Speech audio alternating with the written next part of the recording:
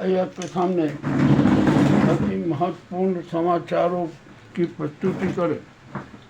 अभी अभी समाचार आ गया कि धर्मेंद्र प्रधान ने त्याग पत्र दे दिया।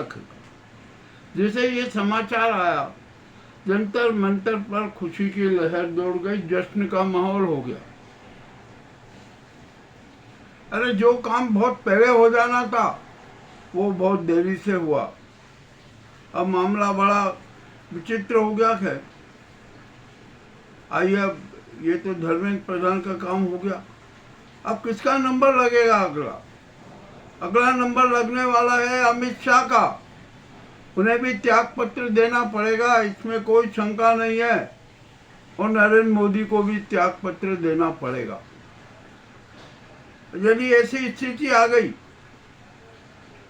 तो जनता ने तो पहले ही राष्ट्रपति शासन लागू कर दिया है, इस नाजी सरकार को भंग कर दिया है। मानसून सत्र का कोई महत्व नहीं है, सब कुछ सारा क्लियर हो गया। हमने जैसे कहा था ना कि संघ प्रमुख डॉक्टर मोहन भागवत ने अभी तक चुप रहे थे वो, किंतु अब उन्होंने अपना मौन तोड़ा। और मौन तोड़ते हुए क्या कहा आपको पता है? उन्होंने कहा कि ये नाजी सरकार को बच्चों के साथ अच्छा व्यवहार करना चाहिए था, उनसे संवाद करना चाहिए था, किंतु संवाद नहीं किया और उल्टी तानाशाही थोप दी, उन पर हिंसा थोप दी। आखिरकार हिंसा किसने थोपी? ये भी बड़ी विचित्र बात है।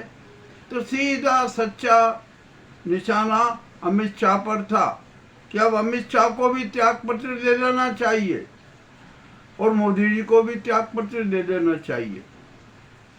और इसके साथ उन्होंने और बहुत बड़ी बात कही डॉक्टर मोहन भागवत ने।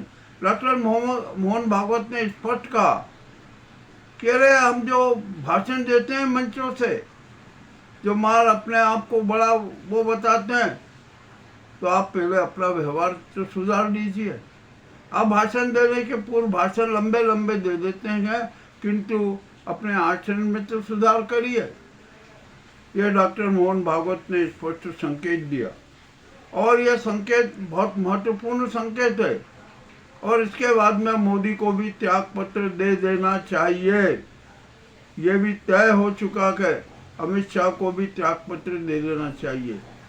राष्ट्रपति जी जैसे यहाँ देश में राष्ट्रपति शासन लागू रहेगा और अब राष्ट्र का संचालन देश की सेना के हाथों में होगा। केयर टेकर पीएम भी सेना का अफसर बनेगा। सारा बहुत कुछ परिवर्तित हो जाएगा, परिवर्तन होगा। और इस मोदी जी के जितने भी पर्ची वाले मुख्यमंत्री हैं ना, उनकी भी विदाई होगी। राष्ट्रपति शासन लग जाएगा। मतलब होगा क्या? राष्ट्रपति शासन लगने से ही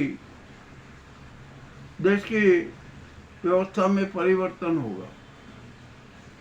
अब तो न्यायपालिका, सुप्रीम कोर्ट भी इनके कारनामों से घबरा गई है कि ये कितने घिनौने चेहरे की। और संसद में झूठ बोलते हैं, सड़कों पर झूठ बोलते हैं। देश की जनता को 147 करोड़ जनता को भ्रमित करते हैं।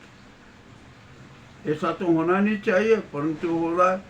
संजय राउत ने भी बहुत बड़ा बयान दिया कि जो काम पहले से होना था वो बहुत लेट हुआ, देरी से हुआ, फिर जो भी हुआ। और अब मोदी है ना, मार्गदर्शन मंडल में जाने की तैयारी कर ले। अब होगा। अब ये नाजी सरकार कौन सा कदम उठाएगी? ये राष्ट्रपति आते ही कहेंगे कि देश में आपातकाल लगा दीजिए, निश्चित लगा दीजिए, लोकसभा भंग कर दीजिए। बस लोकसभा भंग हुई, मध्यावधि चुनाव की बात हो जाएगी और केयर टेकर पीएम बनाने का भी दबाव राष्ट्रपति पर बनाएंगे। और यदि राष्ट्रपति ने मोदी को केयर टेकर पीएम बनाया तो जनता बगावत कर देगी और क्रांति होगी। अब सब कुछ क्लियर हो गया। इनके सारे षड्यंत्र नाकाम हो गए, सारे इवेंट नाकाम हो गए। अब क्या किया जाए? ये तो होना ही था। और यहाँ पर जो छात्रों की 2 मांग मानी ना, अब तीसरी मांग भी पूर्ण हो गई। तो क्या छात्रों का आंदोलन खत्म होगा? नहीं, खत्म नहीं होगा। छात्रों का आंदोलन जारी रहेगा। अमित शाह के त्याग पर और मोदी के त्याग पत्र पर अब युवा शक्ति चुप नहीं बैठेगी। किसान चुप नहीं बैठेंगे, मजदूर चुप नहीं बैठेंगे, सेवानिवृत्त फौजी चुप नहीं बैठेंगे। मामला बहुत बिगड़ चुका था। तो जो भी होना था वो तो हो गया। और मजेदार बात बताऊं, सेना ने भी अपना हाथ खड़े कर दिए कि नहीं, हम इन युवाओं पर, बच्चों पर, किसानों पर किसी प्रकार का कुछ भी कार्रवाई नहीं करेंगे। तो फिर आखिर सेना करेगी क्या?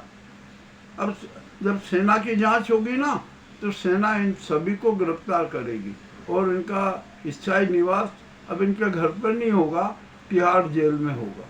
ये भी अब बहुत स्पष्ट हो चुका था। चलिए, एक जो महत्वपूर्ण समाचार आपको देना थे।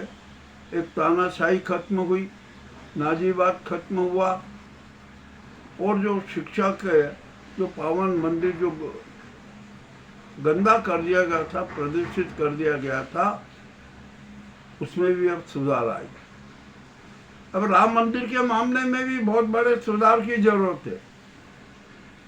मां के न्यास को भी भंग करना चाहिए,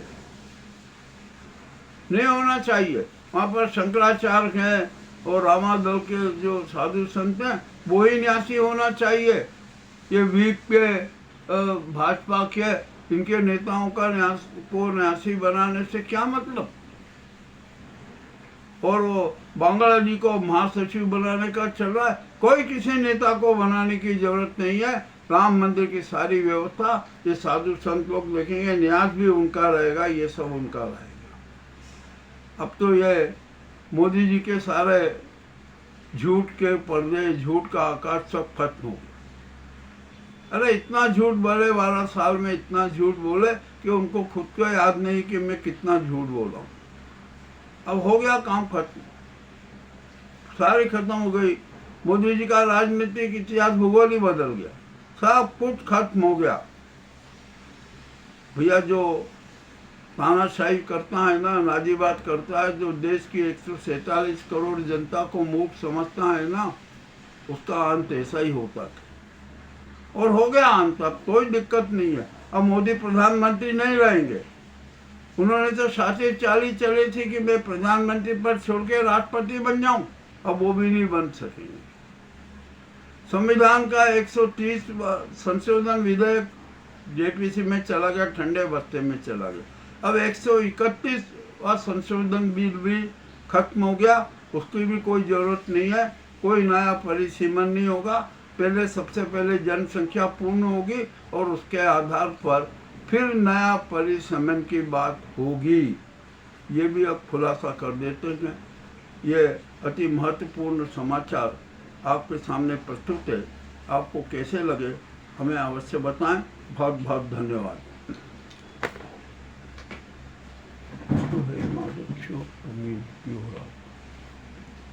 तो तेरे बाप